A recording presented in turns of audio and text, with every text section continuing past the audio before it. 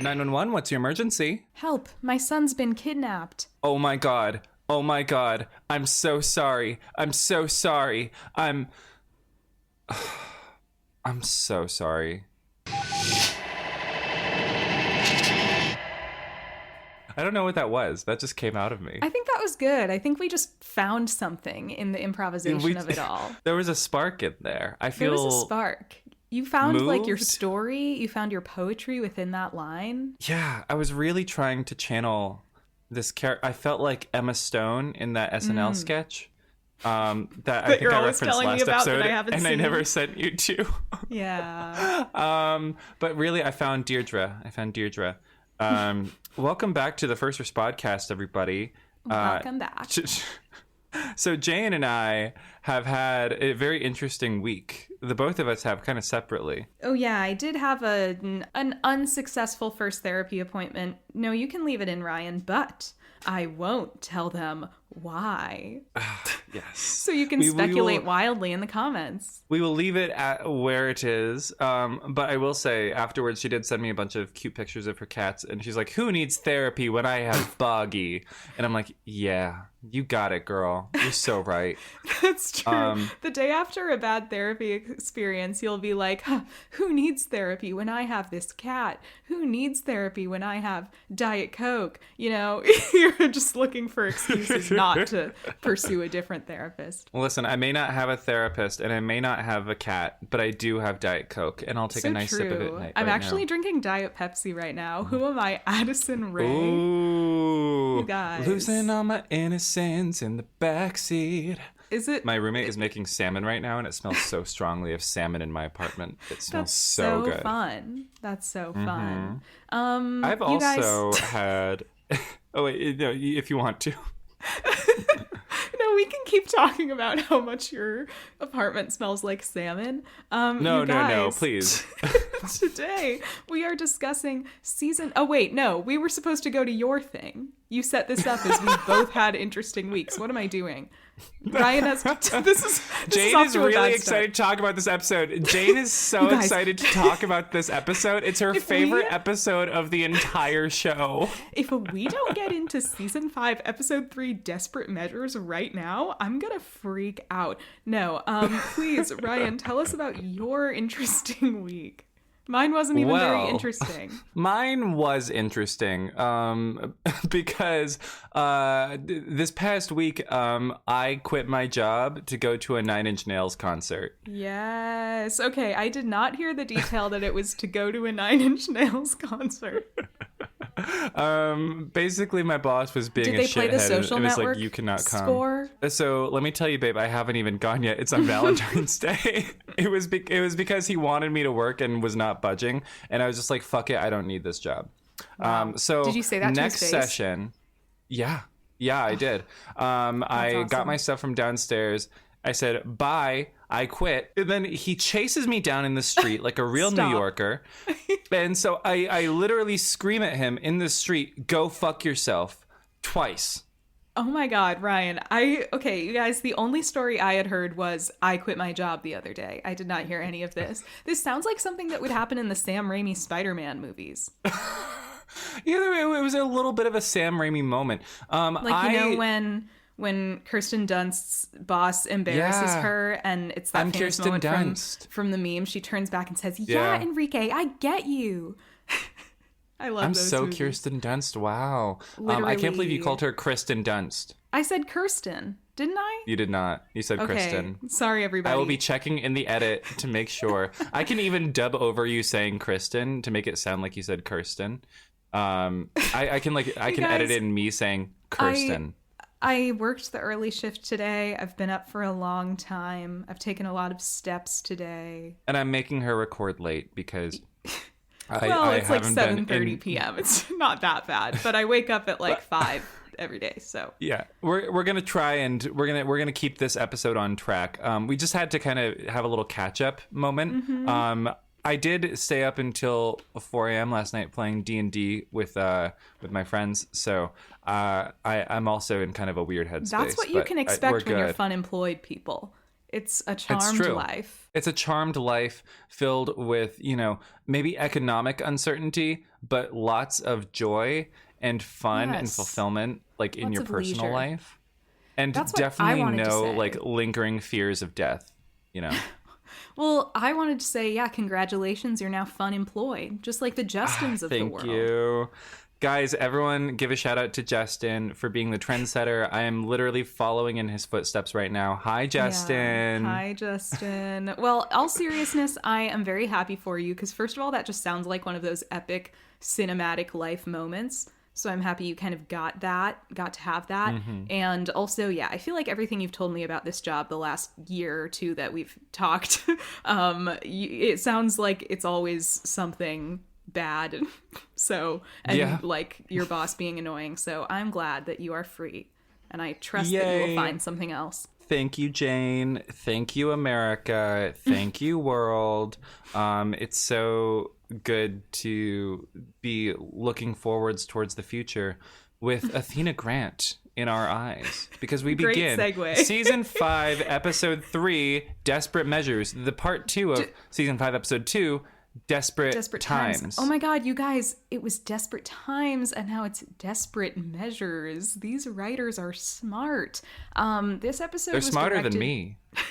This episode was directed by Ben Hernandez Bray, who I think only ever directed this one episode. It was written by, Kristen Rydell. This is probably... Jane, okay. You're going to take an L for this one. I'm sorry to say, Jane, this might be a point against Kristen, this episode. No, exactly. I was going to say, this is kind of like my one main thing that I, like in all my Kristen defense stuff, this is kind of the one place where I have to say, like, you absolutely do not have to hand it to Kristen Rydell. We'll get into it, but it's kind of hard to even understand what could have possibly gone wrong here. I guess it was just like the mainstream narrative about this particular event in history at the time, but basically, spoilers, there's this really tone deaf, unfortunate, actually like misinformed kind of send up of the Capitol Hill Occupy protest in this episode, and it's like one of the show's worst copaganda moments. And as a Seattle native who was there when this was all going down, let me just say I did not enjoy this episode. I actually found it personally offensive. I'm sorry. I have antiperspirant on my shirt. I am wiping it off as we speak. Oh, well, I actually revisited some of my notes that I made for my 911 video in preparation for this, because I did at the time look into what actually happened in the events that part of the episode were based on, and just to get a refresher of like what I had found, because it's a pretty, there was a media narrative that took off that was not true, investigations later discovered. So it's a whole thing, and I couldn't remember all of it exactly. So I kind of did a refresher on some of that information. Everyone say thank you, Jane. Everyone say thank you, Jane, for doing this important investigative journalism on the pod. It's not my investigative journalism. It's NPR's If there is one thing that we value above all else on the First Respond podcast, it is journalistic integrity. It was KUOW, an article by Ashley Haruko in July 2020. So anyway. Actually, July 2020, like right after CHOP ended. Interesting. Yeah, I guess it was pretty timely investigation at the time. Okay, guys, yes. Good news. I got the antiperspirant off of my shirt. We're good. It's a black shirt, like it would have stained. So we're good. But yes, we begin in 2020, a year you might have heard of. Yes. Yes. So begins an extended flashback to Athena's attack at the hands of Jeffrey. However, we're kind of getting Jeffrey's perspective this time. And this includes... the one thing we were missing from that attack and that storyline, by the way. Yeah, I watched that and I was thinking what we really needed was more Jeffrey. No, I mean, it's storytelling. Whatever. So we get Jeffrey's perspective from the aftermath of the attack. You guys. So this is crazy. You'll recall that Athena shot Jeffrey finally in this struggle. And that's how Would she you saved her say, life. Jane, would you say that there's a missing piece to this storyline? You could that say that there's been that's been a bit of a withheld missing from the piece. audience? Oh, God. You guys, Oh, God. I just have my very first note in my notes is, oh my God, Athena shot his dick off. Because you guys, what we learn in this flashback is like we see Jeffrey waking up in the hospital and the doctor comes out and informs him like, yeah, we did what we could, but the bullet entered your groin area and it shot your fucking dick and balls off of your body. And they'll never be functional again. You'll have to pee sitting down, which is such an odd and specific detail, clearly meant in the narrative to just emasculate him all the more. Which, by the way, I don't personally find emasculating. Raise your hand if you pee sitting down. I'm raising my hand. I love peeing sitting down. As well. And I'm very masculine. So we're always saying this. We're always saying this. But she did fully, like, it is actually called emasculation when you cut off a dick and balls of a guy. We don't because like castration is just the balls dick and balls, but I feel like we can just assume. Well, how sad would it be if he had no dick, only balls? That would be crazy. I bet there are some people living that situation though, and like I'm not John about Wayne to judge Bobbitt, them. the guy. Oh no, I know who you're talking about. Yeah, we're gonna leave that at that. Although he does have a bit in common with Jeffrey. Our boy Jeffrey here. So we flash forward to still not the present. It's 5 days ago. The McFarty escape is in full effect. His throat is slit, and Lila, which is also the name of one of Dexter's evil ex-girlfriends on Dexter, has just slit his throat. Of the girl who got murdered on How to Get Away with Murder. Played by Taylor Kelly. You guys, I'm tentatively Kelly. rewatching How to Get Away with Murder. I'm on like episode 6. I used to love this show, and seeing Megan West's face in that missing photo, I was like, oh my God, this girl's television like footprint is crazy. The fact that I never put that together, I have been on Megan West's Wikipedia page, and I have never put together that she played Lila on How to Get Away with Murder. I loved that show. I watched the first 3 seasons of that show. It's an interesting role because it's like the Laura Palmer. Like, she isn't really actively playing the character on the show anymore because she dies at the beginning of the show, but she leaves such a looming presence over the whole thing. She does. Honestly, every now and again, I do always flash back to that moment where Annalise has just, taken off her makeup, taken off her wig. Sam has come home, and she says to him, "Why is your penis on a dead girl's phone?" Ugh. I fucked it up. I said pone, not phone.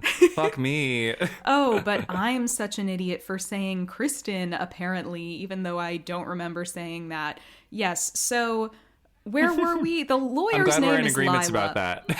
We're in agreements about that. And she tries to kill McFarty. Yes, it's, Jeffrey has this whole dynamic with her, as you'll recall, something's broken inside of her that makes her fall for psychopaths. And she's trying to be his Harley Quinn. They dump his body like the Dixie Chicks, and they get back to her house, and they're like, I can't believe we just did that. And he's like, yeah, me neither. Shoots her dead. He clearly can't care about another person, right? He's only out for himself. So he's like, you're just my stupid lawyer, and I can't believe on top of losing my case, you're also going to get me hung for murder. And it's like, bro, it's hanged for murder, okay? You're never going to be hung again, am I right, Jeffrey, who got his dick shot off? No, but she will get him hanged for murder. And she's like, what? Like, what do you mean? And then he shoots her. And it's like, well, that's what you get for siding with Jeffrey, the guy, the bad guy. The bad guy, who then holes up in McFarty's home, finds the file on Athena. Painted black needle drop, by the way. Painted black needle drop, and finds the file on Athena. It's an interesting scene where you get to see what he's been up to in the 5 days he's been on the lam. Basically finds all of her entire case file of when she was on. Okay, he's at Jeffrey's apartment, or not Jeffrey's apartment, while he's at McFarty's apartment, pardon me. It's a house.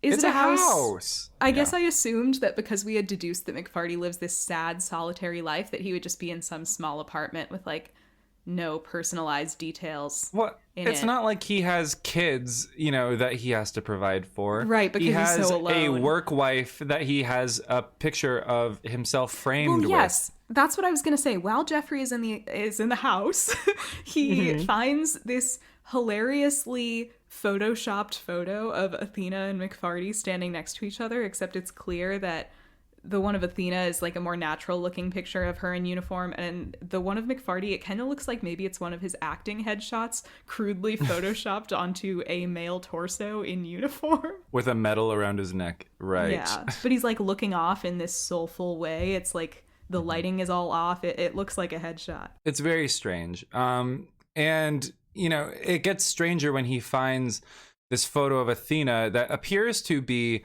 a screenshot of that shot of her in the ambulance with her face all bloodied and battered. Why would they have taken I get that they take photos of wounds in cases like this, like assault cases, but it's like a picture of her while she was still lying on her back waiting for help to come. It's like, who took that? No, who took that? It's like that. It's like in season 6 of Glee. It all comes back to Glee. In season 6 of Glee, when Sue has that Hurt Locker and Becky's like, how did you get this footage? And she's like, I have cameras everywhere. And she's like, but this is a dream sequence. You can't film something that's in a dream. It's not possible. And Sue's like, Becky, come on. Just do the show. They had gotten all meta by that point. They'd gotten all meta. I feel like 911 should get meta at this point they've tried. If they even want to have a show. And not even done very much with it. Like, what was Hot Shots? A wasted opportunity. What was Hot Shots? I know. We're going to have to get to the Hot Shots episode, aren't we? Eventually. Yeah. That's but hey, on the bright side, have you seen that everybody on 911 Twitter is buddy maxing for some reason? Yeah, everyone's buddy maxing because they're going to Nashville. They're road tripping, and they're going to share a motel. So bed sharing, I guess. We don't even really know that. Most of that is speculation from what I have been seeing. But like, people think that they're out filming in the desert and then it's going to be a buddy thing. My expectations are so on the floor now that I'm like, there's no way. But it's fun seeing everybody happy again, do not in these dark tell me times. This is happening. Oh, not right now. Don't tell me this is happening right now. What? Oh my god. The cats outside are having a turf war. I thought you were going to say your mic stopped recording again. The cats are no big deal. The feral cats are having a turf war. They've been having this back and forth for like ever since I moved in, probably before. I feel like I'm living in the Warriors books.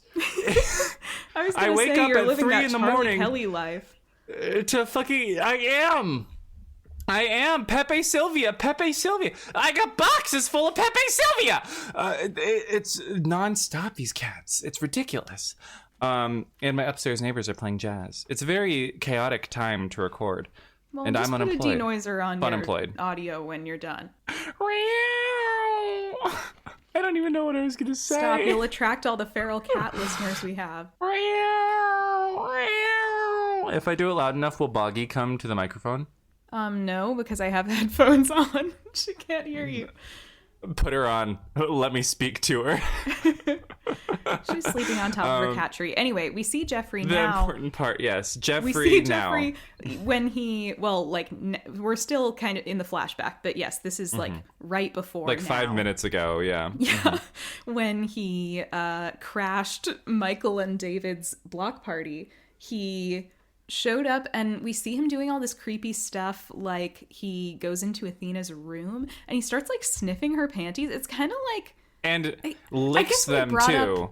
We brought up this conflict when Athena was attacked in the first place, like the way the show is simultaneously like making him a creepy sex pest, but also like not always fully willing to engage with that. So it's kind of once again muddying the waters of like, is he like sexually obsessed with her, or is this just like, or is it more of just a straightforward violence thing, or is it just because he's a creepy like sex pest, he has to always have some kind of sexual connection to the thing? I don't know. I feel like this idea of like the way that he wants to like exert power over her and dominate her has to be tied up in some weird Freudian psychosexual like fascination, right? Mm-hmm. Like he's definitely fixated on her in a way that is similar to his other victims. And the show has gone out of its way to equate Athena with the other victims.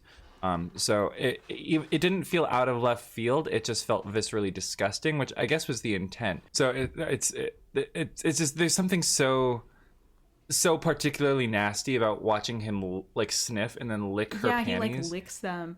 Yeah. And then Harry walks in on them. And it's so him in the panties. Yes. And Harry's like, hey, this is my mom's room. And Jeffrey is like, oh, sorry, I was just looking for the bathroom. It's like, bro, you're like knee deep in a drawer right now, and you're gonna say you were just looking for the bathroom. Anyway, Harry's like, maybe the bathroom's in here. Yeah. Maybe if you were drunk enough. Harry's like, yeah, well, the bathroom's elsewhere, and also, who are you? And he's like, I'm a friend of your mom's. And no offense, because Harry does show great survival instincts later in the episode, but at this point, you're like, this guy has no survival instincts, because it's like, Jeffrey's clearly lying, and Harry clearly doesn't know him. It's like, you're like 12. Like, you can tell this guy's up to no good. He's a little baby. He doesn't know things. He's never been kidnapped before. You know? I mean, true. He says he said he's a friend of my mommy. He's 12. He should know better at this point. 12-year-olds are not that dumb in real life. I don't know that he's literally 12. That's just what I would estimate looking at the actor. Well, yeah, his actor certainly looks young, which is why it's so weird when they recast him in like 2 years and he's like a full-grown, like almost adult. It's only weird to me, partly because of that, and partly because Harry has now, like, quite quickly become a much bigger character, and it's kind of weird to be like, okay, it's just visually weird, like, the way you process it, to be like, okay, this is technically a character that's always been here, but it's also, you know, not reading to my brain as a character we've known longer than 2 seasons, because it's a different guy. Did you ever see The Fosters? And when they recast Jake T. Austin with Noah Centineo. Noah Centineo, yeah, that was like his first thing. I never watched it, but yeah, I heard about. And it's incredibly common on soap operas. I know on EastEnders they recast, especially child characters, because child actors are like so much more unreliable in terms of whether they'll continue to be available. So it's not unheard of, but yeah, it's just always tough to suspend your disbelief. Yeah, they did that on Days of Our Lives as well. They recast Will with another guy. He was the gay who had the first gay kiss on Days of Our Lives with his cop boyfriend, and then he was murdered by a serial killer, and then they brought him back with the original actor, and it was very strange. No, I think that's happened on EastEnders too. Anyways, so back in the present, so Athena is, she's spiraling, and Elaine is on the scene, of course. Elaine has her hair down. Elaine has her hair down. Athena. But basically, the crux of it is, we don't know where Harry is. And it's like, we know that. But more importantly, Michael and Athena are worried, which we could have assumed. And they're going through like the events that like led up to it, like, oh, the generator wasn't kicked out, or wasn't they didn't trip over it, it was unplugged deliberately, and Athena is very gung-ho that Jeffrey was here, and Elaine's like, we got to do this by the book, we don't know that. And who should waltz in with the hot cop but David. And immediately Athena shades David a little bit. No, yeah, I literally wrote in my notes, the David shade. The David shade. Did y'all catch the David shade? She says, like, no offense, I appreciate the help, but my ex-husband's surgeon boyfriend does not need to be the one out here canvassing. And it's like, whoa, Athena, what was that tone? Yeah, like the homophobia popped out a little, I think. It's probably, it was lingering. Being in such close proximity to McFarty, who, of course, previously wrecked her home with Michael, it's probably like kind of, opened up these old wounds of her being unable to accept her gay husband, and she's just on Bobby's edge right now. There. Bobby, the wokest man alive, is literally right there, and he should have stepped in. He says nothing. Is this He says your nothing. king? Bad ally Bobby Nash. Woke is dead. No, woke is back. In the big 26, big 26, woke is back. In 21, woke is dead. This was the first year of the Biden administration, wasn't it? Oh my God, these fucking cats! Is one of them hope dying? It shows up on the recording, because I want to know what this sounds like, and I can't hear it right now over the phone. It very possibly will. Harry calls Athena. Harry calls Athena on his cell phone, like he's the kid in The Following. Oh my god! So I have to do something very quickly. I'm so sorry. Hey, knock it off. So yes, Harry calls. Harry calls he calls Athena like he's the kid in The Following who's been kidnapped by the gay neighbors. If anyone watched The Following, that'll be a nice deep cut for you. And it's nice to know that Harry's alive in the back of a car. I'm okay. And his parents are like, where are you? He says, I'm not sure. Jeffrey starts talking. He's like, I'm holding your boy hostage. Let me taunt you. He reveals that he reveals that he convinced Harry to go with him by threatening to shoot Harry's entire family. So you're like, wow, this guy's really evil. Things I'm being told for the first time. Right? Like, I know it's I love hard a to twist believe, villain. It's giving evil. It's giving evil. And it ends on this note of he's evil. He's not negotiating at all. Like, he doesn't want to like to drop Harry off and break for Mexico. He just craves destruction. He does. He's he reminds me of a little character from a little BBC show that I'm going to text you about right now, live on air. Do you have like a generator making Brat album words? Oh, you're telling me you never Googled Brat generator? Damn. I'm not this far into the gay man community, I'm afraid. You need to take the plunge. Oh my god, Jane gay male awakening era. I'll do like an old school Tumblr thing and like set up a sock puppet account on Twitter pretending to be a gay man and like use that to moralize and woke scold people until it's eventually revealed in disgrace that I'm actually a random cis woman. Or you could be a fanfic writer pretending to have an Irish accent and start a cult about your Harry Potter fanfic. Yeah, any of those options. Anyway, basically, what Ryan's trying to say is that this guy's reminding him of Moriarty from... What a topical and timely reference. Anyone remember BBC Sherlock's Moriarty back before Andrew Scott was famous? Oh, Andrew Scott. We love you, Andrew Scott.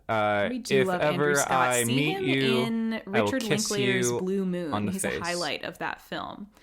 And he's a highlight of any film. He's a highlight of the world. I love Andrew Scott. That's like a recent movie he's in. I just want to, bury his face in my arms and just hold him, as he cries about all the pressure of being a gay man in the spotlight and all that, and then we kiss passionately and remind him that even the smaller things in life, the street level things are more valuable because it's more emotional and real and rooted in the truth of human existence, and it's very beautiful. And then we kiss, me and Andrew Scott. Anyways, come on the pod, the phone Andrew call Scott. ends. Come on the pod. Come to my house, babe. No, so the phone call ends. Jeffrey's like, the whole city's dark, and then they're just like, we can't find him. And then we cut to a wide shot, and the whole city's dark. They try to convince him to negotiate. They're like, you could just leave and be on the way to Mexico, and we wouldn't say anything. And Jeffrey's like, I don't believe you, and also I don't care because you're evil and I have such a bone to pick with you that, like you said, he just wants revenge. He's not very interested in a deal. Yeah. He wants to prove that he wants to best Athena and like prove that he wants to take something away from her. Just like she took away his dick and balls, presumably. But we're at the dispatch. Sue Blevins, caring boss that she is, has called May into her office. And she's like, it's your brother. He's kidnapped. And May is obviously confused.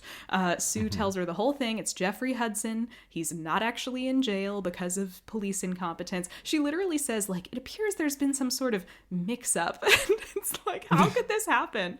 How could this happen? But finally, there was a blackout. It's the summer of Sam. Come on. Yeah. May is like, I have to go. I have to be at home. And Sue's like, they want you here. Your parents want you here so that you can be safe and under my watch and not in any more danger of Jeffrey like trying to seek you out. And if I was May in this circumstance, listen, I understand that Athena doesn't really quite see her as an adult, but if I was May in this circumstance, I'd be like, what the fuck do you mean you don't want me to be with my family while my brother's kidnapped by a serial rapist?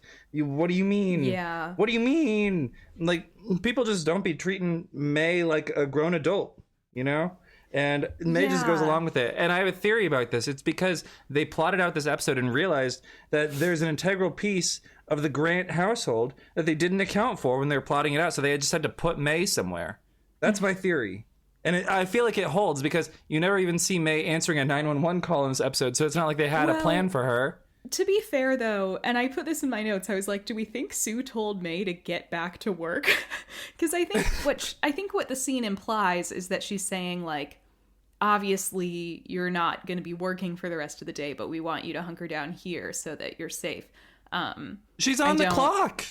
She's on the clock. Well, these are extenuating circumstances. I don't think Sue would force her to go. It'd be really funny if she was just like, okay, now back to the floor. But I don't think that's what's...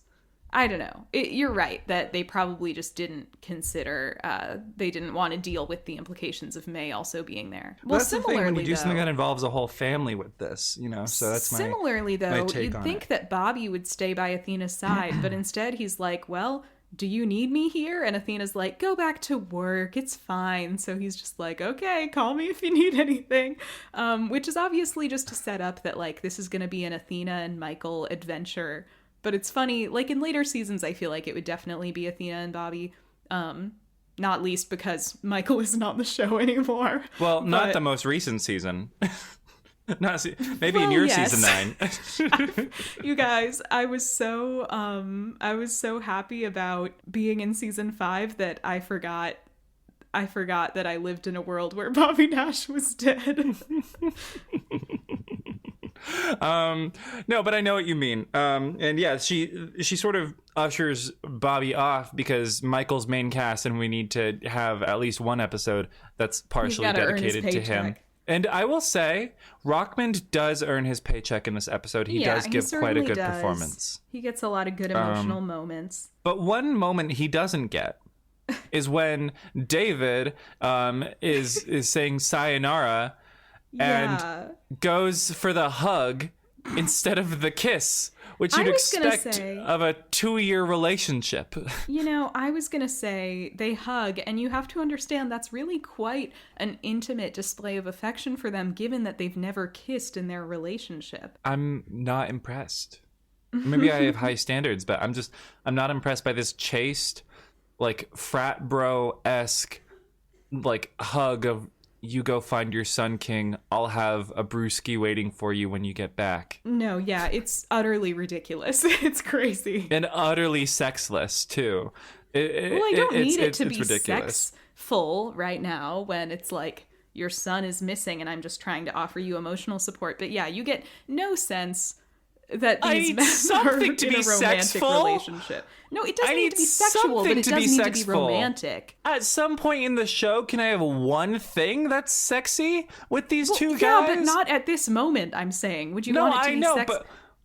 But David's been on this show for over a year. No, I know, but you made it sound like in this moment there should be the sexual tension. I don't think they need that. It's just like... Not even a chaste little kiss? Like, oh, I'm sorry. Yeah, but that's not sexual. It's... I guess it's more sexual than the network could handle. Yeah. It's more sexual technically than just having a chaste hug. I guess I'm just saying... I don't know. I don't really know why I'm arguing this. Between bros, the chaste hug... but basically, David says sayonara. Michael asks Bobby to give him a lift home, because I guess gay boys don't drive. And so then Michael goes to comfort Athena and talk to her and whatnot, and sort of put a game plan together. And you see next to Athena on that table, the Jenga tower is still standing. The Jenga tower is still standing. A haunting reminder of her son's loss. Her loss of her son. Oh, if Harry died, she would keep that Jenga tower standing for years in that place. She would put up like a tent. She would expand her home to make sure that Jenga tower never fell. But that would be dark because it's the Jenga tower he made with Jeffrey. Oh, you're right. Maybe she destroys the Jenga tower and just keeps his room the same for 30 years until she dies. And the point is he didn't die. He did not die. But Athena basically, as soon as the boyfriends are gone, Michael is like, level with me, Athena. I know that you've got more of a plan than you're letting on. I know you're not just going to sit around here and wait. I was married to you for however many years. So Athena's like, okay, you got me. We're going to go investigate a lead. I forget what lead. I guess they're looking for what else of McFarty's Jeffrey might have been using. I think it's leading up to them going to McFarty's house to retrace Jeffrey's steps. Yeah, one assumes, because I think that's what we see them do next. Now, in the meantime, Harry is in the back seat, is in the trunk of Jeffrey's sedan. Yeah, it's not the back seat, to be clear. It's not where you should stow a child. Bound and gagged in the trunk of Jeffrey's sedan, being trafficked, and he is rolling a D20 for a survival check, and I will say he rolls a 19. He rolls a 19. He passes the survival check because he gets that zip tie against that little whatever it is, and he cuts that shit off. Good survival skills, Mr. Harry. Yeah, Jeffrey gets out of the car. He stops to... He's picking up paint or something, and he gets out of the car and sees the wide open empty trunk, and it's kind of hilarious. He's just like, Harry, come on, man. And obviously, Harry has escaped, but he's just hiding under a nearby car. I think Jeffrey threatens him again. If you don't come out, I'll take out your whole family. The threats he mentioned earlier. Suddenly, as he's wrestling with Harry, this lady walking her dog happens to stroll by. It's not just a dog. It's a dog with a capital G. That is a dog. That is a Saint Bernard. Great Dane or something, yeah. Yeah, a big fucking dog, and she is walking him through the, I don't know, the boonies or something, and she sees this going down. And what does she do? Because Jeffrey is like, I'm a cop. This kid's in my custody, and he's like, he's lying. He's kidnapping me. Please call 911. And she's like, I'm a white woman in America. I don't know what to do. I should trust the police. I feel like that was misogynistic, what I said. Was it? I mean, this character is acting that obtuse. Whatever. But yeah, Jeffrey is in plain clothes, not in uniform.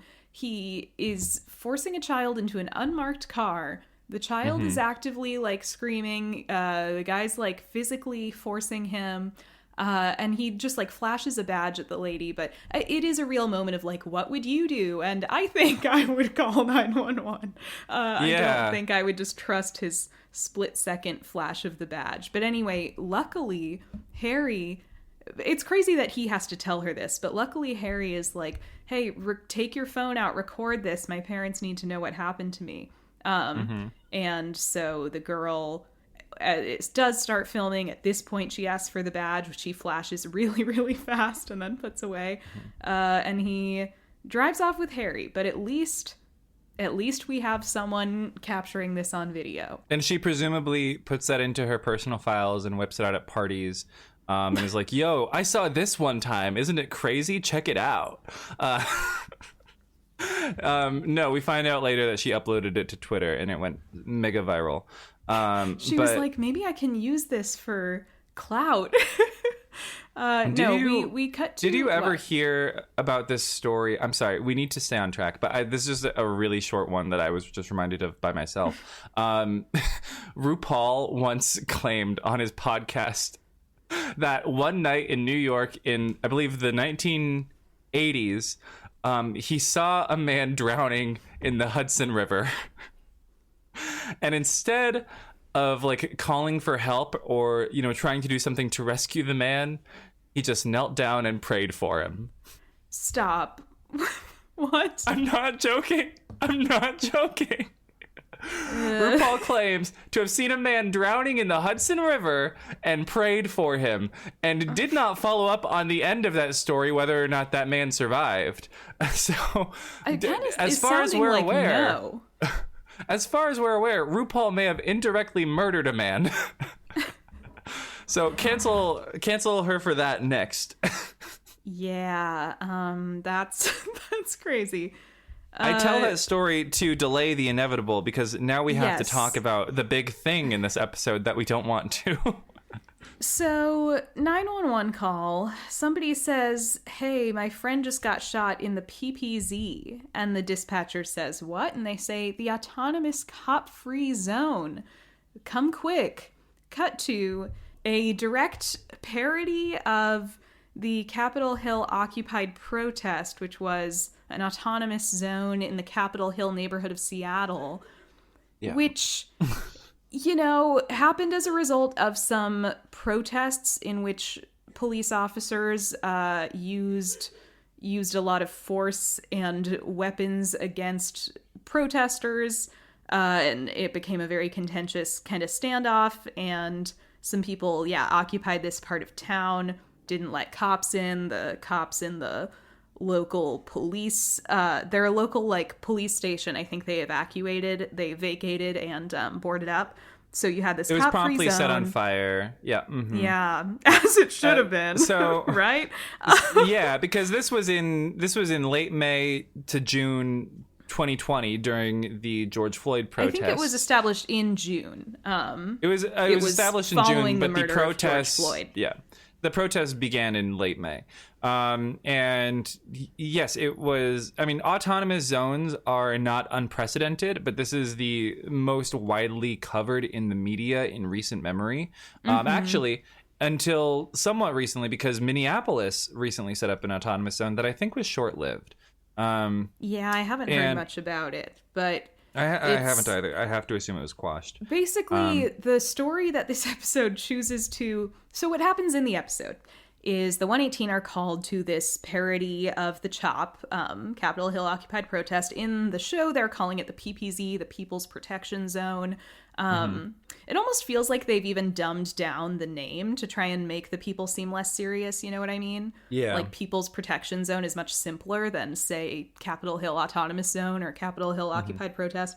But the People's Protection Zone, someone's been shot inside, and because it's a cop-free zone, when first responders arrive, the people leading the zone say, you're not allowed in here, we have our own medics. And the 118 promptly start getting really condescending immediately. They're like, hey, Cap, this dumb wannabe mayor lady says that we can't come in because she's got a gun, by the way. Lots of guns everywhere.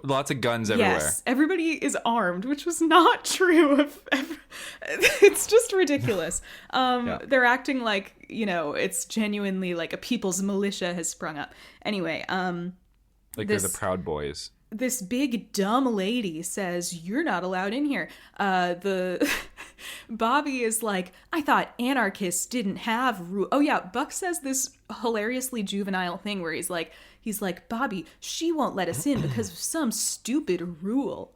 It's like, yeah, that's one word for like the principle of what they're doing. But yeah, Bobby says, like, I thought anarchists didn't have rules. just like taking all these weird, cheap shots at... It's just one of those things that's so clearly written with, like, this unsubtle angle of, like, who's supposed to be the dumb one in the situation and who's supposed to be the cool badass guys. Because then Bobby is like, like, screw it, there's no rules here, and he like kicks down the barricade to show how cool and epic he is.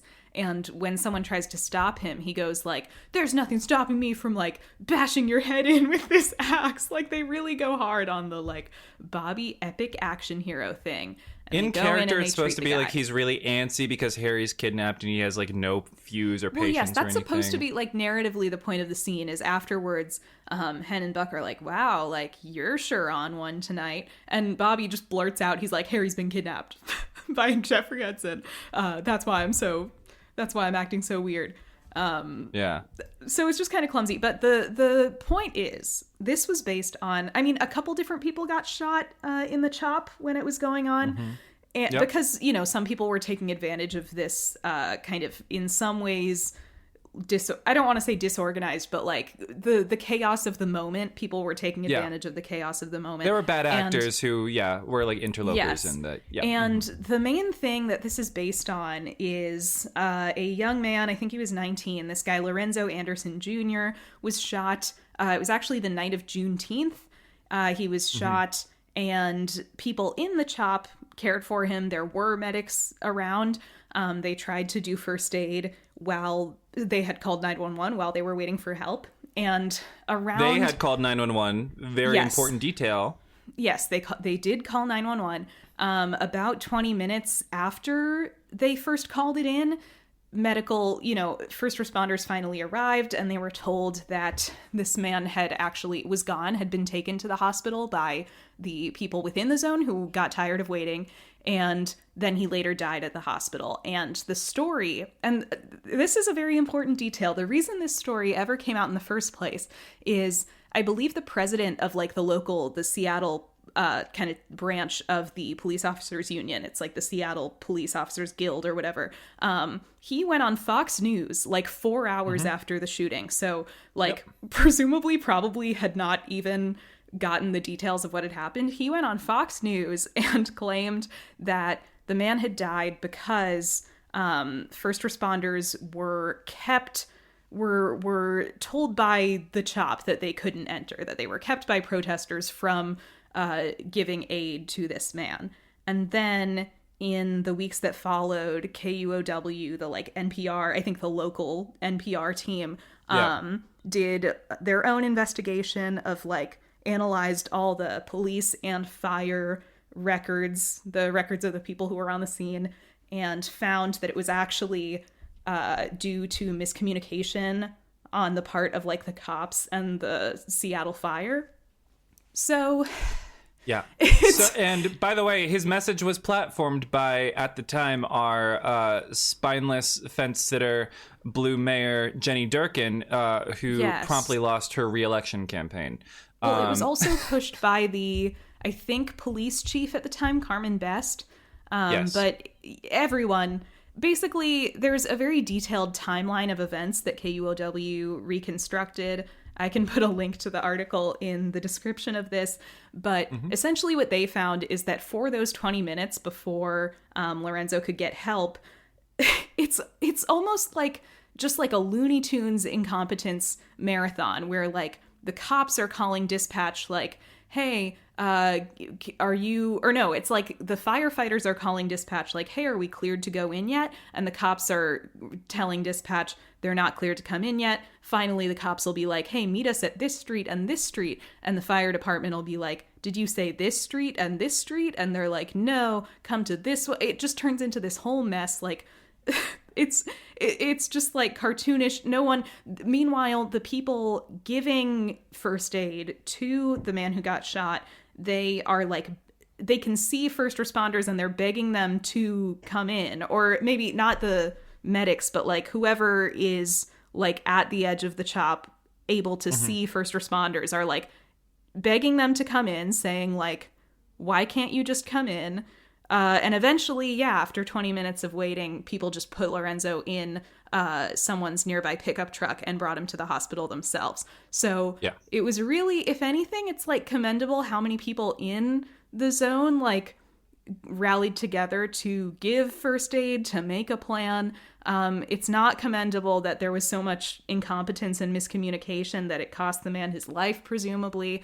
and it's extremely cowardly and awful and propagandistic that they then spun it as if the CHOP itself had kept first responders from entering, and it's extremely morally bankrupt of 911 to go along with that Fox News narrative instead of doing a little bit of research. Because again, this article came out very shortly after this happened. This wasn't like a revelation 2 years later or something. This was available information. It's particularly frustrating to me, who is or was a fan of the show. Are we fans of the show at this point? I wouldn't I think we are. I wouldn't put it in writing. Not this episode. I wouldn't put it in writing. It's particularly insulting to me personally because, I was there, man. Like during the protests, and I want to give context. I was not at CHOP. I did not. I guess attend is the word you could use. I knew many people who were. I personally was not, because at the time I was living in Eastern Washington with my dad, and I was visiting with friends when the protests broke out. So I joined them on that, but I was at the protests, and they were incredibly violent, entirely because of police agitation.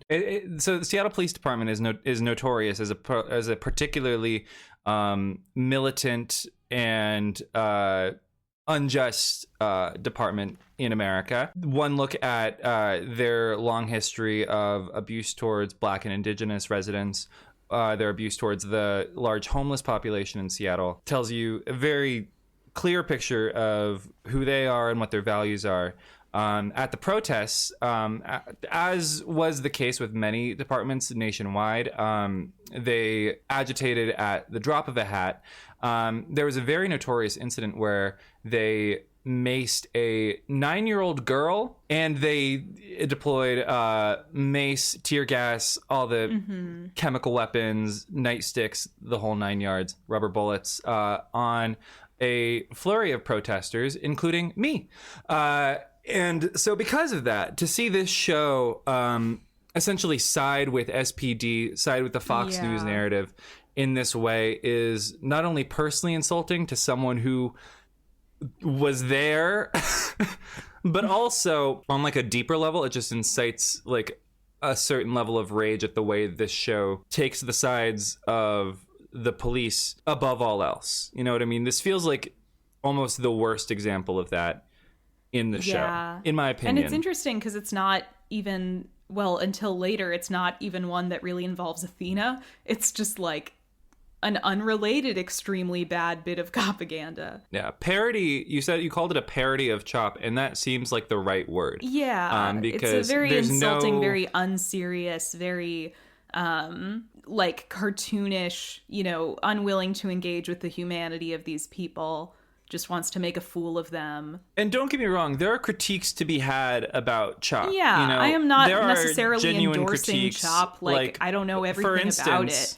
But this was... for instance, there were problems from the get-go, right? Like, even the place that they organized at Capitol Hill was not at the epicenter of what was going on. They organized it at Capitol Hill because a lot of the people that were really vocally pissed off about it were already there. But if these are protests that are particularly centering the Black community, the largest amount of like most of the Black people in Seattle live in the Rainier Beach area. Why wasn't Rainier Beach involved at all? Like, I saw that criticism floating around at the time. I also saw the criticism floating around at the time that some parts of the protest took on a very particular vibe of... Have you guys ever seen... I hesitate to even go down this road, but have you guys ever seen that video of... it's like a DSA meeting, and they can't actually have any discussions because everyone in the audience is just listing petty grievances that they have about the makeup of the meeting. Or like the terminology being used at the podium. I mean, there was it's hard to do a fair amount of that. It's hard to do direct action, and I don't typically side with like a particularly anarchist point of view either. So yeah, we're not saying CHOP was perfect. It's just that like this is a very clear-cut example, at least, of something that happened that was completely lied about in the media. It's something that has been so thoroughly disproven and has such an insidious source, like this Fox News like cop spin story. And it's just, you know, I guess I consider it also then embarrassing on an artistic level and like an intellectual level that they just like really spread misinformation on their show. And I'm sorry, Jane. I know we love her, and it's Kristen. We show up for this her. Is a very bad look for Kristen. And I say to her, you shouldn't have written that. That was bad. Yeah. we look her in the eyes and we say, do better. Yeah, we watch this episode while shaking our heads so that everyone can tell that we disagree. But thankfully, we only get like 2 brief scenes at the Chop parody. Yeah. Because we get this and we get one later on. It ends up playing a bit of a big role. But for now, that's it. It was just to show that Bobby is angry and emotional tonight because of Harry. He could have been angry and emotional at like some guy's house. Like, it could have been anything else. True. We've had moments like this on the show before, like that time he got really angry at the like duck farmer who like purposely hurt those environmental activists. Do you remember that one at all? Yes, I do. I forget why Bobby was angry, but I remember he was like being particularly angry in that episode too. That was more based than what's going on here. Sorry, Agreed. Excuse me. Jesus Christ. Agreed. It kind of made fun of the environmental activists, but it was ultimately took their side. Back in the car with Jeffrey and Harry. Harry's in the back seat now because Jeffrey, you know, had to pretend that he was arresting him. And what a Harry sleigh would it be if Jeffrey Hudson spelled his name like Jeffree Star? That'd be very stupid. Harry's mouthing off. Back on track. We're locking in. He's like, my parents are gonna get you. And Jeffrey Hudson's like, what, your cop mom? And he's like, actually, I was thinking about my dad. He's gonna beat your ass, which is a funny line from Harry. And Jeffrey like stops the car. He's like, okay, that's it. And he puts him back in the trunk. So that's he's in timeout. He's in timeout in the trunk. Now, then we go to Athena and Michael in the car. Michael in the car. And they're doing this like sort of co-parenting like talk where like they're going over like Harry like charging people for admission into the party. Like, you made him give it back, right? Of course. And Athena agrees with me. She's like, well, it was enterprising. It was enterprising. He's definitely a future capitalist. They basically just have a rundown of like, why is Jeffrey so fixated on Athena? Do you think they chose to write this detail in this episode? Like the dick getting shot off thing? Like, do you think they planned it from the beginning? I don't think they planned it from the beginning. I think they chose to write it in this episode. Yeah, I would agree. Or perhaps at the start of this season 5, picking back up of this arc, because it would make sense for this opening, like for them to have a motivation for why Jeffrey's going to be so fixated on Athena. But yes, I agree that it was probably not planned like from the point in the show when Athena got attacked. Yeah, which it doesn't need to be. It's no. It's but basically a weirdly we get the scene where, funny detail. Yes, and she finally tells Michael in no uncertain terms, I shot off his junk. And Michael, I think Rockman Dunbar is trying to have like an ooh girl gay guy reaction. And he does it in the straightest way possible. That's what I was gonna say. It's not that he doesn't pull it off exactly, but I can like see where he was aiming for, and I don't think it's quite. It's just that this man doesn't have a gay bone in his body, I don't think. No, and that's the thing. It's hard to read him as gay ever. But like, you know, he is fun in this scene. He's a good actor. Does. He is. They have a great chemistry as actors is a thing. Like they riff on it a little bit. Michael calls it poetic. Athena says he was using it as a weapon. So, and it is funny. But you know, at the same time, not a gay bone in his body. So That's funny. But they get to McFarty's, I guess it is apartment. He does call it an apartment. Yeah, it's a sad little apartment. Who was right about McFarty not being settled enough in his life to own a house? Anyway, with a bunch of framed stock photos. Michael's like, let me guess, I have to wait in the car. And Athena's like, no, not this time, but you're going to stay behind me. So she busts into the apartment. Nobody's there. And they just start looking through stuff. But they see that Jeffrey has replaced the photoshopped picture of Athena this is and such a slay. I'm sorry. This is a slay. This is so it's shady. Very, dramatic of Jeffrey for sure. It's so Disney villain. It's theatrical. It's theatrical. I have like the video, like the episode paused on like that still frame of her framed, bloody, bruised face. I'm like, imagine the drama. It's just such a funny thing for someone to have that? in their house. And imagine if they were actually wrong and that was just McFarty actually just already had that framed on his wall. Oh my God. Could you imagine if she just assumed? She's like, oh, well, that's normal. I like her the best like this. Or something. But yes, God. They realize because of the framed photo of beat up Athena on the wall that Jeffrey's been here and he's taunting them. And Michael starts like looking around, opening drawers, and Athena's like, don't touch anything, you fucking idiot. This is a crime scene. Like we have to wait for the forensics guys to come in and go through this with a fine-tooth comb because she believes in the law still for some reason. Well, it might be that she just got stung by that whole fruit of the poison tree thing in court. True. Which someone in our comments said, wouldn't even hold up in like a court setting because that's not proper procedure for discrediting evidence. So, interesting. I kind of doubt this show cares that much. About the discovery process. Michael starts kind of freaking out. He's like, what do you want me to just like not do anything? How can I have to do something? He has a big acting moment. He's afraid for his boy, and Athena hugs him, and it's like they may be divorced because Michael's gay, but they are still co-parents, and they do still love each other, even though he said that thing about her biological clock that one time. And they in the first episode, and they have another child because May calls and it says, "Mom, I found Harry," and sends her the Twitter video.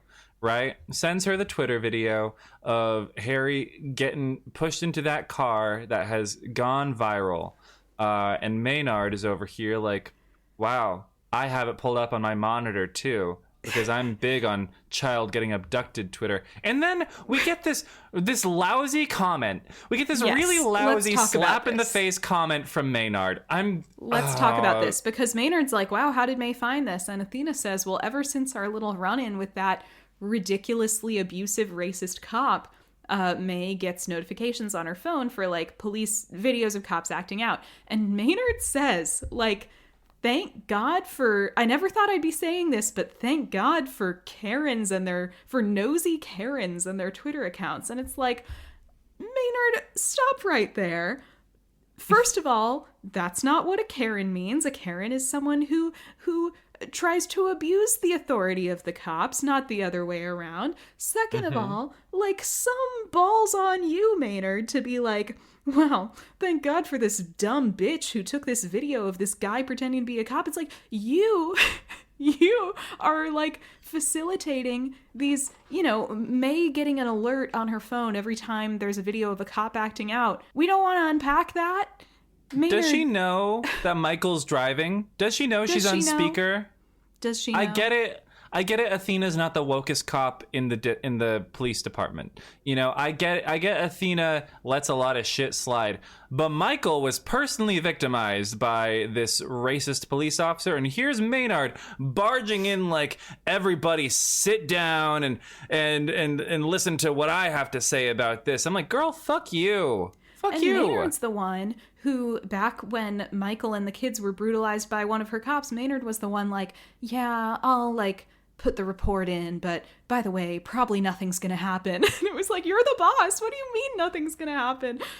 So anyway, fuck Maynard. Fuck this. Fuck Maynard. This is really fuck annoying. you, Elaine. Fuck you, Elaine. Very annoying, especially after that fuck-ass chop scene. We're getting another chop scene in this episode. Yeah, it just adds insult to injury. It's really just like discrediting this random girl who did the right thing, did nothing wrong, is just like getting this random slander. Okay, she didn't call the cops. Well, yeah, but that's not what Maynard is making fun of her for. She's like calling her a She Karen just said, Twitter, do your thing. No, it's true. Yeah. It's true. Anyway, they're like, she lives in Santa Clarita, so that's where Harry was sighted. May DM'd her, we're gonna ask for more information. Maynard says the detectives are processing McFarty's apartment now. Blah, blah, blah. Imagine if she wasn't checking her DMs. May DMs her. That'd be bad. Like, hey, can I have more information? Imagine if she has like a private account and May had to request and she ends up like not seeing the request. Anyway. Or seeing that May has like 48 followers and is like, she's like, I can't have her on my page. So Jeffrey breaks into a housing development. An abandoned housing development. He like breaks into, picks the padlock or opens the padlock with a key to a chain link fence. It's abandoned because there's graffiti everywhere. No, literally. It's like all the houses from Arrested Development and they're all covered in graffiti so that you know they're abandoned. He gets Harry into one of the houses and this is crazy. He walls him in. He casca Amontillado walls him in. He does. He chains him up and he walls him in. He saws it's scary. He saws like a rectangle in the wall of one of these things, throws Harry in it, screws the square of drywall back onto the wall and then paints over it. It's kind of a whimsical plan. Like he had all these things in order. He's painting. It's crazy. And what a like old-timey gothic way to sentence a child to death. To entomb them. He entombs Harry. Them. Harry is being entombed on 911.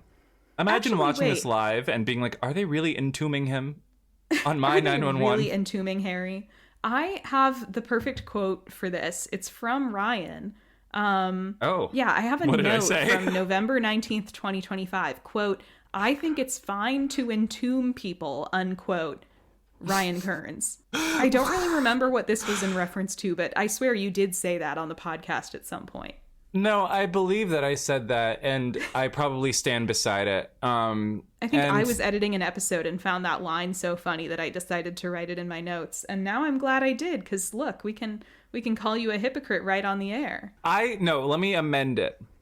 I think it is generally fine to entomb someone as long as the entomber is not a almost convicted serial rapist who is trafficking a child. Fair enough. Can I add that caveat? Is that ethically defensible? Is that ethically defensible that you shouldn't entomb someone if you're a serial rapist who's trafficking a child? I guess, but it does kind of, it's like, well, where is the line? And, what if somebody's like a serial killer but not a rapist? Is it okay for them to entomb people? Well, yeah, because rape is worse than murder. These are fascinating conversations, but Athena and Michael go to the quote-unquote nosy Karen, and they ask her about what happened, and they're like, it's so great to know that Harry's still alive, that he, at least for now, is okay. And the girl's like... there's an interesting moment where she's like, when the cop showed me his badge, I wanted to believe him. And then Harry said, or not Harry, Michael, I feel like I've made that mistake before. Michael says, and then you pulled out your phone. And the girl says, yeah, that was your son's idea. He's a really smart kid. And it feels like this extra moment of like, oh yeah, remember how Michael and the Grant kids are critical of the police? And it's like, well, that's great, but like, what about everything else? Yeah. I mean, what about everything else? I mean, like, the show's like opinion about the police, about protesters is so like, it's so forefront in this episode that like this random woman would see the cop's badge and just immediately want to believe that this obvious kidnapping scenario is above the board. Like, what goes through your brain? what goes through your brain? Do you would you see a burning building and like someone who shows you a badge for like 1 second says, actually, this is all above the board? Would you just then be like, let me not call the fire department? This building's not on fire. At what point does your brain decide, you know what, maybe this obvious scenario is worth reporting to 911 just in case, right? Right. I guess maybe it's supposed to be like some kind of commentary on the bystander effect, but yeah, it feels it's pretty silly. But at least we see the dog again. We see the dog again. She's like, your son's a smart kid. We do see the dog in the background. Michael's like, thank you. You hear that, Athena? Athena's gone. They go outside. He calls her babe, by the way. Well, you know, that's just her GBF at this point. But they watch the straight Athena man jumped drive... out. I'm sorry. The straight man jumps out with Michael. They watch Athena drive away, and it's like, oh shit. She just left Michael at this random lady's house. How's he gonna get home? Imagine being this woman, and like suddenly there's just a random man in your house, and it's like, yeah, I don't know if he was telling the truth. What do I call him, an Uber? Yeah. That's the thing. I guess he would have to call his own. I mean, he has money to do so, presumably, but still. And I assume he has his phone. But is there a moment when you offer, like out of politeness? Yeah. Can I get you a cup of tea, sir? Or does she just invite you in for the night while you wait for your wife to be back? And instead, Jeffrey, spelled with 2 E's, decides to take her to Chop. Says, the only way you're going to get your son back is if you meet me at Capitol Hill. And Athena's like... Fine. You know, I've heard of this so-called autonomous zone. I guess I'll see you there under the warm glow of the street lamps and the trash fires. Literal trash fires. I guess he's just trying to lure Athena to a place where, like, I don't know, she won't be able to defend herself because of Chop.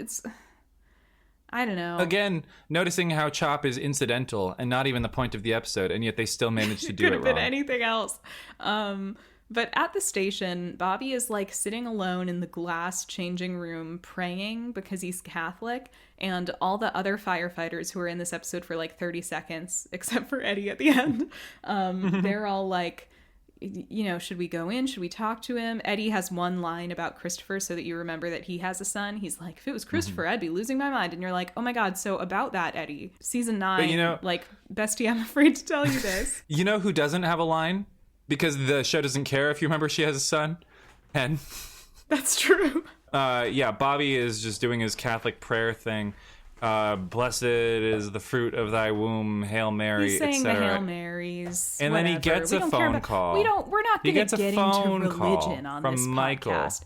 Yes, he gets a phone call, and the 118 go racing off.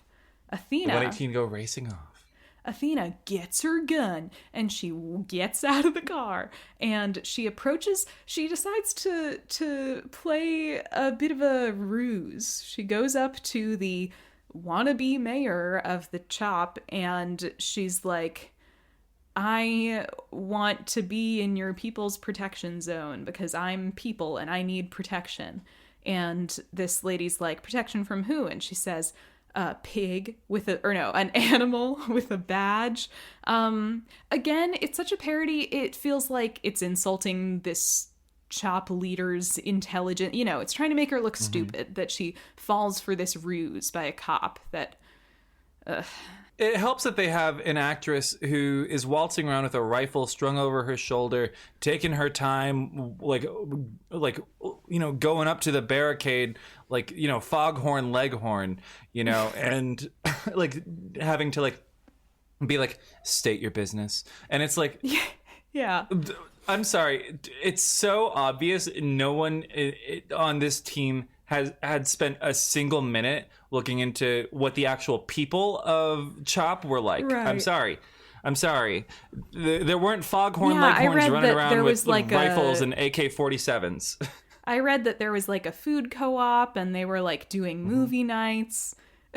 There's a community garden, like it was, and they spend the days like doing like teach-ins and, you know, sharing art from like indigenous communities. Like, we're not saying we endorse everything about the real life Chop, but it's like this is such a like fear-mongery. It's like what some like old Republican in the suburbs would think was going on in this thing. They were like, they made a military, a militarized autonomous zone. It's like, stop. Like, this isn't like a Van Damme movie or something. It feels like the episode was ghost written by Ann Coulter, even down to like casting like a black woman as like the like elected mayor as some sort of fear-mongering tactic amongst like white supremacists. Like, oh, this is what the progressive woke left will do to your city. This is what they want to replace the police with. Which is and ironic then you're because using poor Angela Bassett to fucking... that bad cop, the chief of police at the time was a black woman, and she was doing horrible misinformation and propaganda. Like, it doesn't really, whatever. Carmen Best, absolute scumbag. Yes. So anyway, Athena, this is, I guess, why they chose... No, I'm sorry. Like, we have to like talk about how fast like everyone like on the Seattle like sided with like the Fox News narrative like against seemingly their own interests.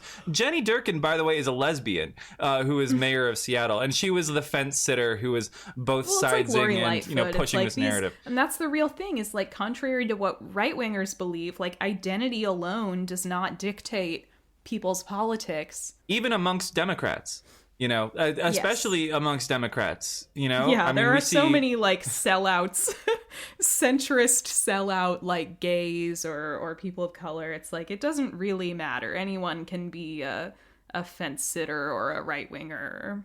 Kamala Harris, voice of a generation and also APAC. Yeah, like cop of a generation. Yeah. So I guess this is where like the main utility of the PPZ like as a plot device comes in. We've set up this anti-cop zone so that Athena can now use Jeffrey's impersonation of a cop against him. She goes around showing everybody pictures and the video that the nosy Karen took of him kidnapping Harry, so she can be like, look, this is a bad cop. Everybody be on the lookout for him. Jeffrey, while they're on the phone, Jeffrey even finds a little bit of common ground with Athena with how much they both hate the fucking people who are involved with this autonomous zone. Like, Jeffrey's like, really? All these innocent people around? You mean the people who, are thieves and stole 8 blocks of city property? And she's like, well, whatever they are, they don't deserve this. It's like, why are you ceding ground to this guy? Yes. What is going on? Who are you, Jeffrey, to be a moral judge here, and who are you, Athena, to like accept his premise? It's so ridiculous. It's like ridiculous. This is stuff. like the kind of storyline that you would make up as like a straw man to prove why 911 is bad with cop stuff, except they already did it for you. Yes, this is a low point for real, but Athena's like, well, whatever they may be, I don't think they'd take kindly to a cop killing someone in the middle of their people's paradise or whatever. It's like, oh God. But yeah, she's saying like, you can't pull out your gun here because we're in this anti-cop zone. So she's like, do you have an exit strategy? And he says, I have everything worked out. And he also accuses her of being a dirty cop. Which she is, again. Which she is. Just because you give a talking point to the bad guy doesn't mean the talking point is necessarily wrong. And then they sick the hounds on the guy by, the video goes mega viral. Everyone like simultaneously looks at it. Cartoon parodies of leftists, everybody starts pointing and yelling, that guy's a cop. And not which that is what guy's I would do a rapist who abducted a child. Like, I guess to these people, they could have just told them the truth. Something tells me they would have had a similar reaction. Yeah, maybe even a bigger reaction. I can excuse rape and child kidnapping, but I draw the line at being a cop. Got it. Cringe. There's no other word for it. This makes me cringe. It's embarrassing. They chase him down into the subway. She's got away. And Athena goes after him. She's Jeffrey, and Athena is going after him because she's not ready to and as let she her does get away. As she does this, the wannabe mayor of the CHOP goes like, are you crazy? Like, don't go after him. The guy's a cop. They're all animals. And Athena goes, I disagree.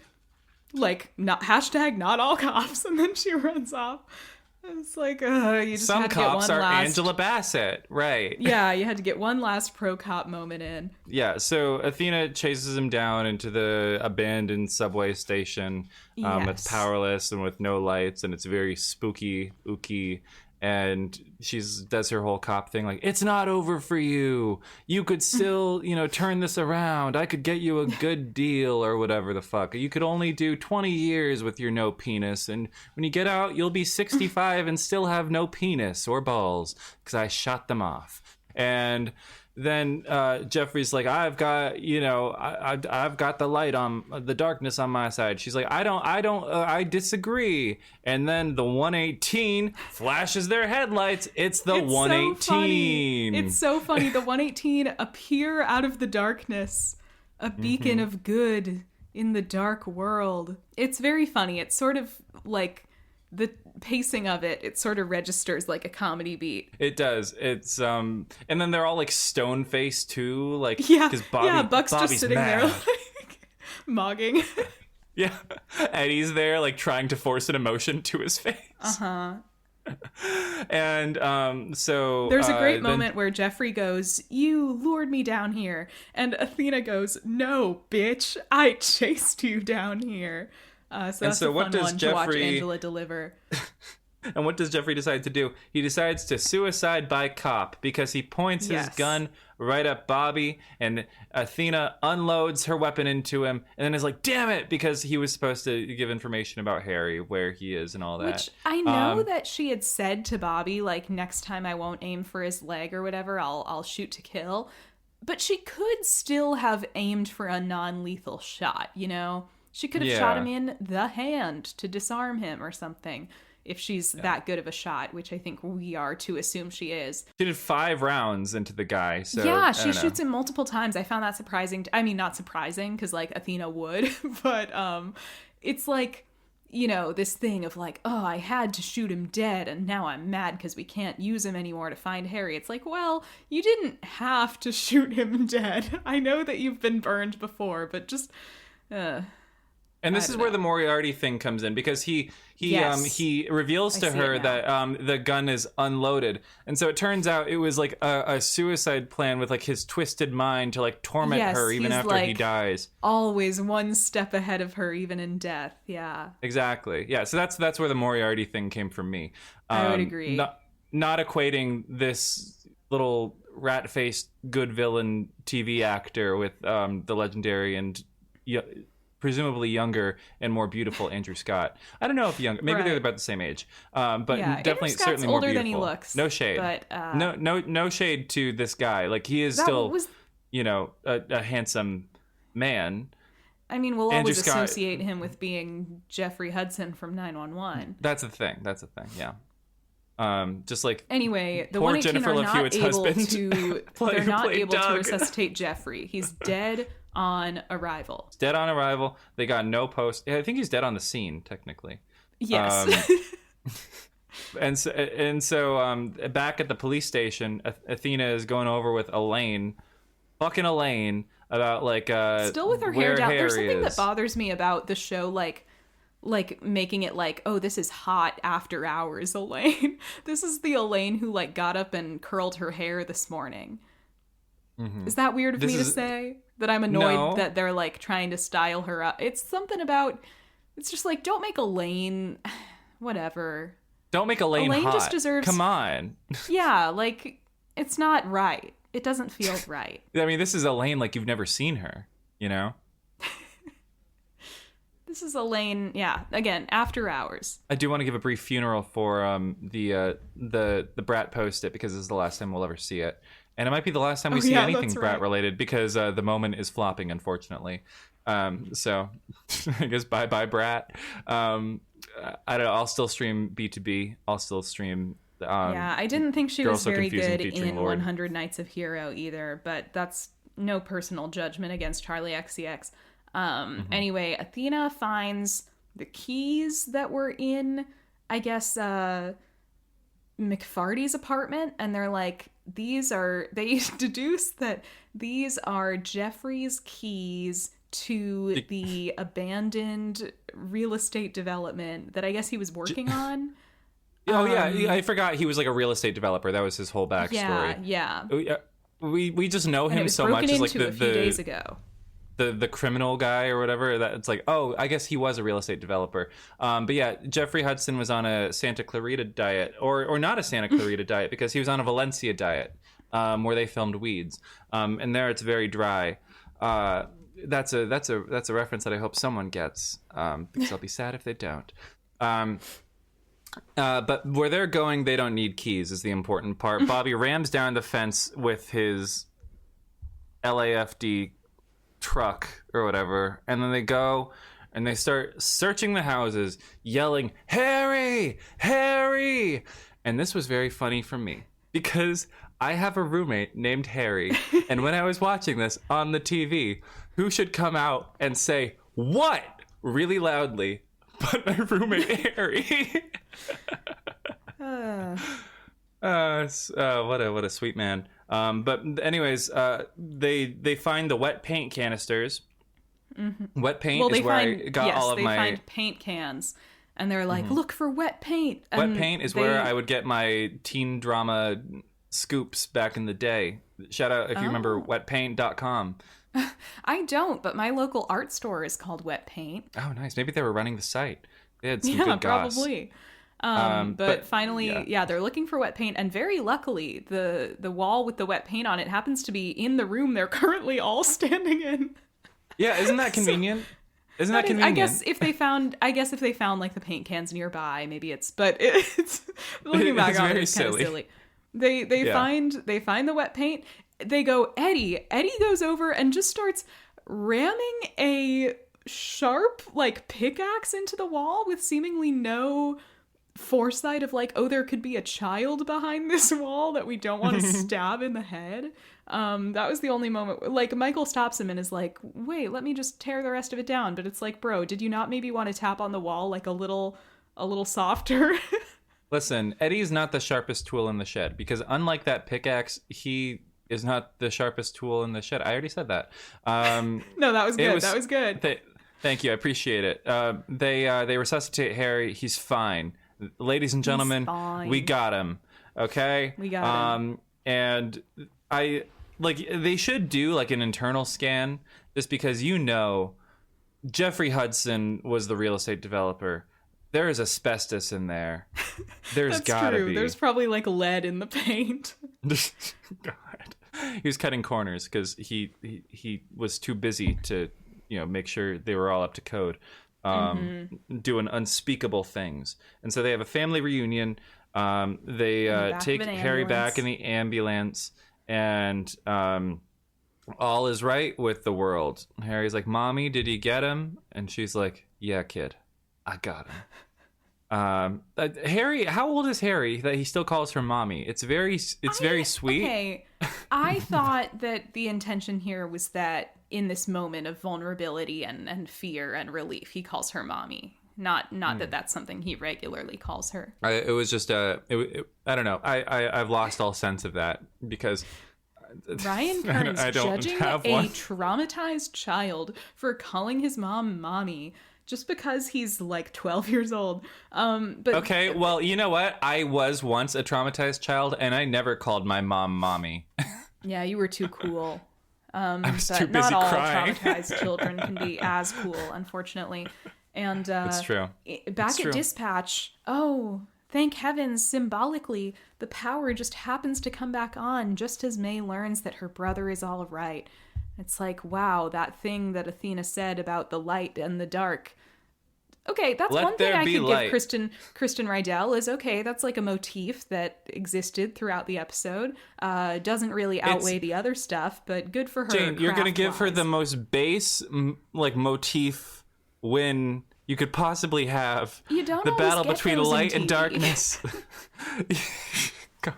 It was subtle. They didn't say at this point, and the light and the dark. They didn't have narration at the end reinforcing the theme. I don't know. I'll give them that That's true. I'll give Kristen there was no cheesy, awful ending narration, especially because given what the note that we end on, which we'll get to in a second, how could they possibly? That would be awesome. So Maddie ends up calling Chimney. He's not at the phone, so she leaves a message, and she's like, hey, it seems like she has something to tell him, but then she kind of decides against it. She's like, we're fine here. I just wanted to make sure you're okay too. Oh my God, Maddie was going to come out. Maddie was going to come out. She's like, there's something I've been meaning to say. I'm non-binary. No, what happened? We kind of just leave it on that note. They It's like, okay, I guess that's it. At the 118, the power's back on. Chimney's ribbing Buck. He's like, I guess the powers isn't a thing anymore. You did a horrible job. My phone is dead. I guess that's all the Buck you get in this episode. He didn't get the call. That's his phone was dead because Buck is bad at being the power czar. And then they have a power struggle. It's Buck's fault that Maddie ran away. Both Hen and Chim, by the way, want to be acting captain in Bobby's absence. Important thing to remember, because that might come back a few years down the road in a very off-puttingly, like, one-sided way. Let's not worry about it for now. It's fine. Buck asks, is this the longest shift we've ever worked? And Eddie says, it definitely rates. And I've never heard that word used like that, so I don't know what that means. I agree. Eddie just has that inscrutable accent, dialect, and way of speaking. It would fit right in at a 1940s, like, movie musical. That is true. So true. He'd be like, this one's cooking with gas. Athena and May reunite at the dispatch. They hug. We see Hens on FaceTime with Denny, that she can't wait to come home. She can't wait to see him. So the episode did remember that she has a son. Yeah. We get Eventually. a little buddy moment. Get a buddy moment where Buck's like, I figured you would have been the first one out the door. And Eddie's like, I'm really torn up about it because I have to go torture my girlfriend. Yeah. Eddie's like, I want you. I'm actually avoiding... Eddie's like, I want you, which is why I haven't left yet. And also I'm avoiding my girlfriend, which is why I haven't left yet. Buck's wearing this like too tight hoodie that kind of annoys me. There's like a style that some men think is attractive. I'm not saying anybody can dress the way they want, but and menswear guy is always complaining about this. A lot of muscular men feel the need to wear like skin tight clothing to show that they're muscular all the time. And it's like, you can wear clothes that fit. It's okay if you're a muscular man to wear clothes that fit you. You don't have to. You can even wear baggy clothes. Y2K fashion is back. You're muscular under there. Yeah, it's okay. You got that jawline that's exposed. It's fine. And what is Eddie wearing? But a drab green shirt. I almost said skirt. A drab green shirt. Green shirt is theory, it green? It's alive and real. Am I colorblind? No. Look at it in the sun, babe. It is green. It is a drab look at it in green the sun. shirt. It's like 9:00. Do better. Can you try for a second? Jane, can you lock in and look at Eddie's fucking shirt? Buck gets home. It's the green shirt theory. Buck gets home and he plops onto his bed and he turns on the news. And oh my God, it's my GF Taylor on the news telling us that the power's back on, and Buck has Lila Stangard, she's not dead. Lila Stangard isn't dead.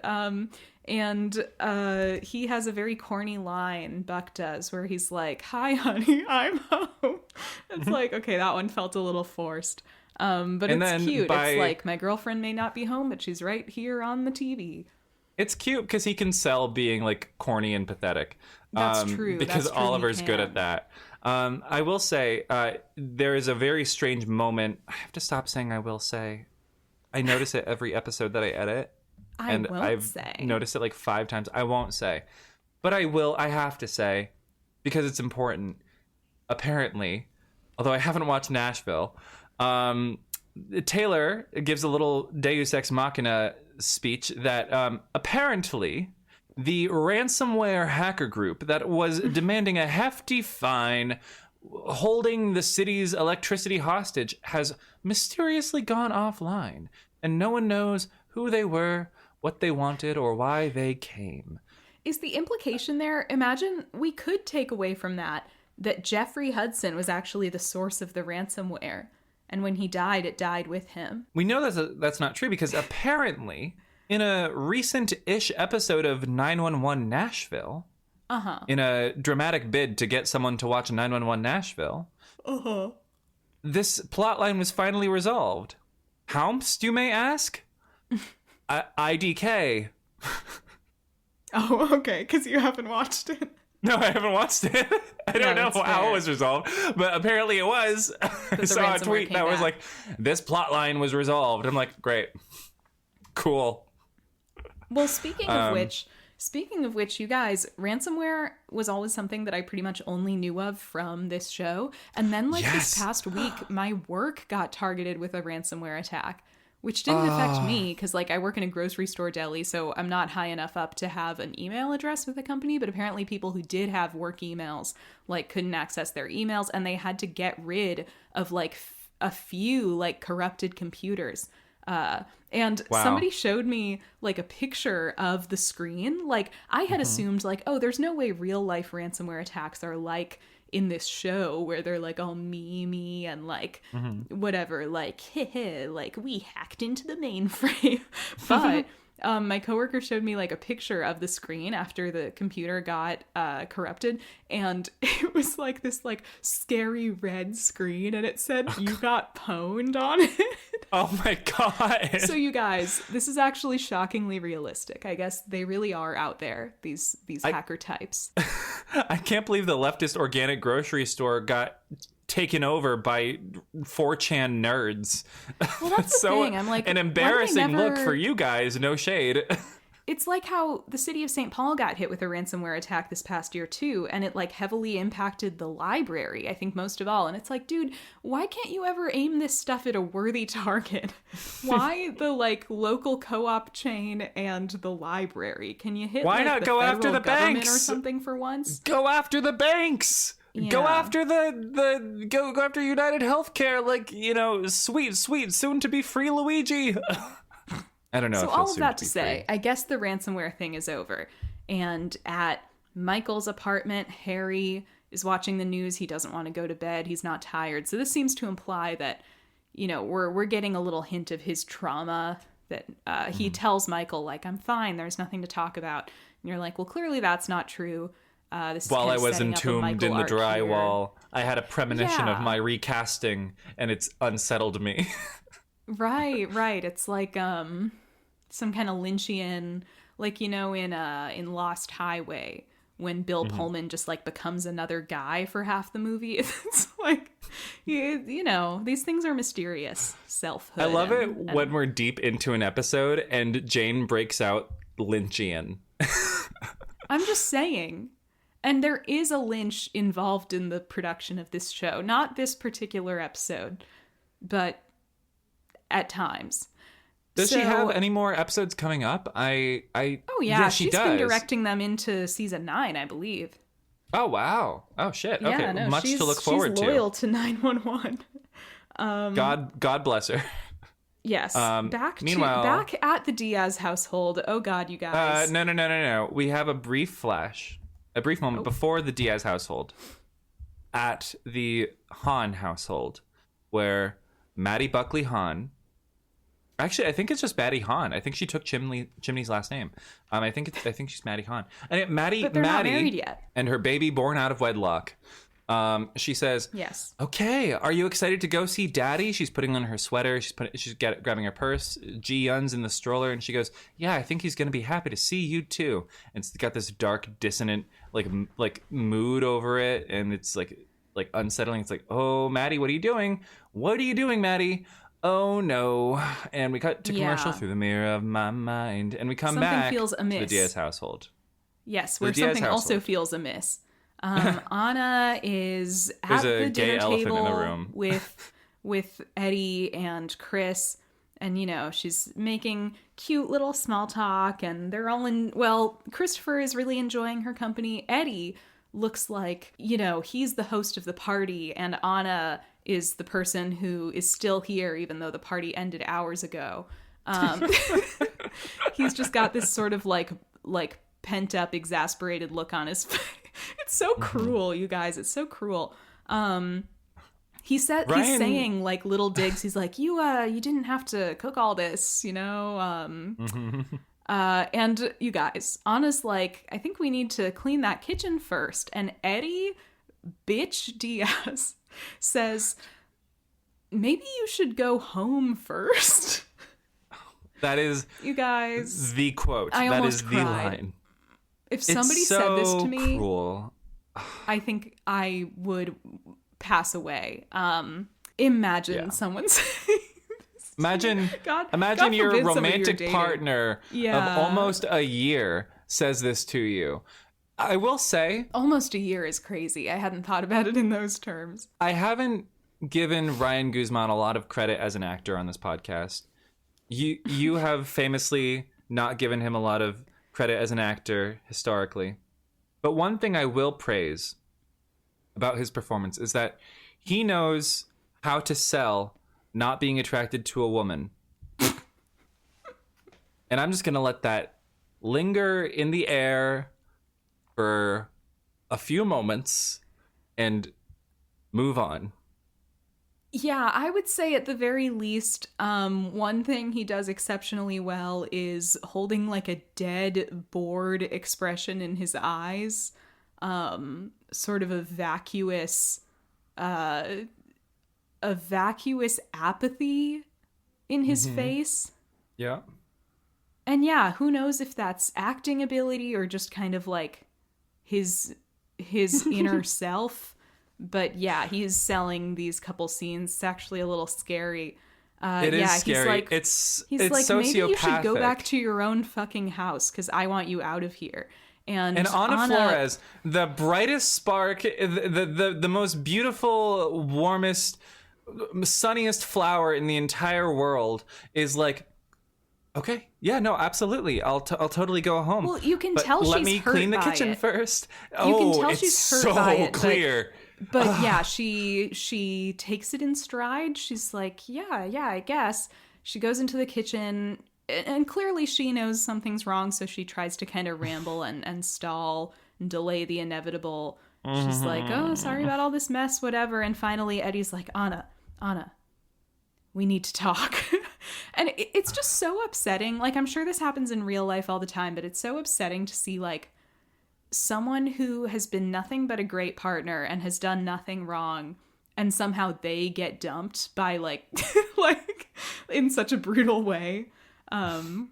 It's just kind of tragic. I'm not going to say anything too revealing about myself. All I'll say is I know exactly how Anna is feeling in this moment. And just like Buck, you've been Anna. I've been Anna, just like Buck. Add it to the long list of similarities between Buck and myself. And she starts finally being like, well, are you okay? Is your heart rate going up? And she's like, I don't want you to have a panic attack when you think about me. I just noticed another sociopathic thing about Eddie. The fact that he has paper plates in his cupboard stacked atop regular plates. Wait, you're right, I think. Oh my God. I never saw that before. It's so weird. Put those in your pantry. Come on. But yeah, Anna's like, I don't want you to panic when you think about me or a future with me. And it's like, yeah, that's crazy. This is crazy because it's the closest anyone on the show has ever come to acknowledging Eddie's gay at all, but also like somebody straight up clocking him. It's crazy what Eddie says. Except for Tommy Kennard that one time. Yes, unfortunately. But Eddie's saying like, I thought I could make it work.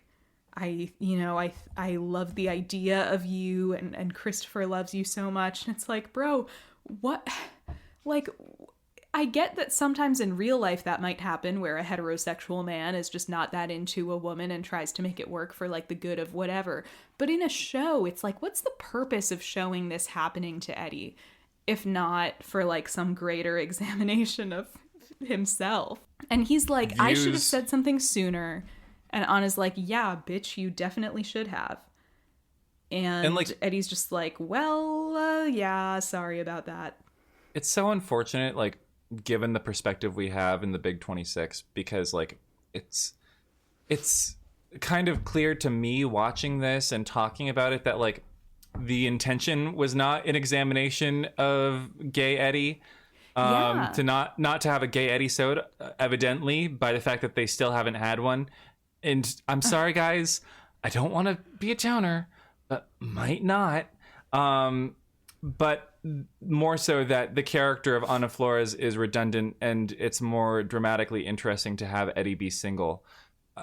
I guess. Yeah, no, there was just truly no purpose to this. And I've heard it said that people come into our lives for a reason, bringing something we must learn, and we are led to those who help us most to grow if we let them, and they help us in return. But Jane,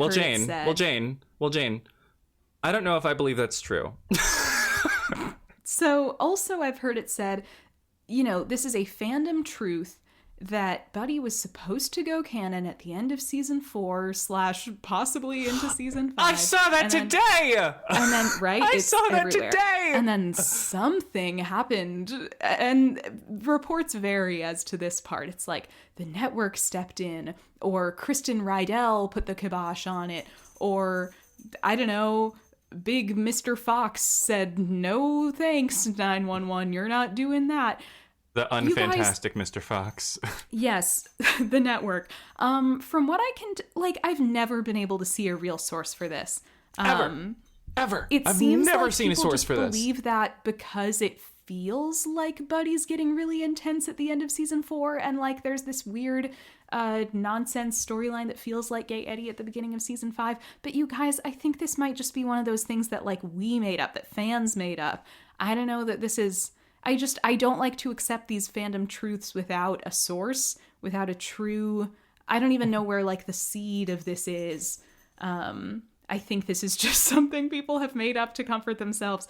I feel like if that were ever the plan, we would have heard something by now, or when Tim Minear finally did get more creative freedom, when the show moved to ABC, there would have been more of an immediate shift to that. And I guess we got by Buck.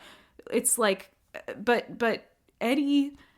I just don't know that that's true. If anyone has real hard evidence, let us know. But all I've ever heard is hearsay, and I don't trust hearsay. It feels like, talking about El Dorado. You know what I mean? Atlantis. It's ridiculous because I've never seen a single source for it, and yet it's spouted off like fact in fandom spaces. Yes, concrete fact. It's just a game of telephone. It's somebody made it up. Or, said it as a theory, perhaps speculated it, and everybody repeated it and took it for granted because nobody cares about sources or where information comes from. Are all the Rolling Stone articles and, TV Wire articles that covered this and reported on it with maximum journalistic integrity, are they all lost to the winds of the internet or something? Is it not archived on the Wayback Machine? Surely a source would be held up in the highest regard and walked out into the yard at every given opportunity. I just think something, even if it's Tim Minear's leaked text messages from the time, right? It doesn't have to be from an official source, but it needs to be something that someone claims is concrete. And I've never seen any such thing. Also, if you're hearing any jingling in the background, it's because Baggy is on top of her cat tree, playing with the little jingly toy that's attached to it. Anna finally just tearfully tells Eddie, "You're an amazing father." She tells him adios. Source? Press X to doubt. He's a good father. She kisses him on the cheek and she leaves. She says I'm going to say goodbye to Christopher, which this is a how do you even tell the kid that so your shitty dad just broke up with me, so I guess I'm never going to see you again. But that's where we leave him. Eddie is. That reminds me of the How I Met Your Mother episode where Robin starts dating a guy who has a kid, and Lily tells him, "You have to break up with the kid too." And then it turns out there's another woman he's also dating who's much more involved in the kid's life, and she comes in while she's breaking up with the kid, and it's oh, imagine if that was what was happening. Buck just shows up, and then Anna sees Buck with Christopher, and then she's like, "I never had a chance." Wow. But anyways, we cut to a father who's about to step up because Chimney comes home to a conspicuously empty apartment. There is no Ji Yun, no Maddie to be found. Not even a sign of them. It's like they were raptured. And speaking of Catholic rapture, who should call him but one Bobby Nash?